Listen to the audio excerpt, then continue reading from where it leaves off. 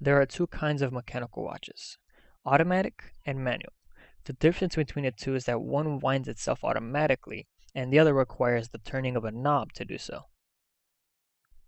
Outside of a few extra parts in the automatic one, they are both just about the same.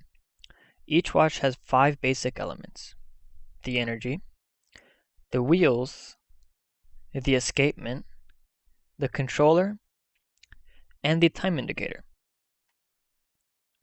Turning the knob on the side winds up the mainspring. This stores the energy. The barrel then transfers that energy to the wheels, and they transfer it throughout the rest of the watch. The escapement stops all the energy from escaping all at once. The pallets hold and release the escape wheel, and its teeth push against it.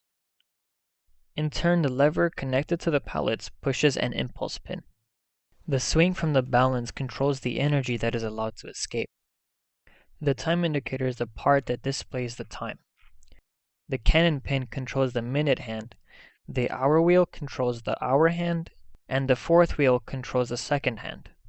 The part that makes a watch automatic is an oscillating weight that adds energy to the barrel spring as it swings around to the movement of the hand.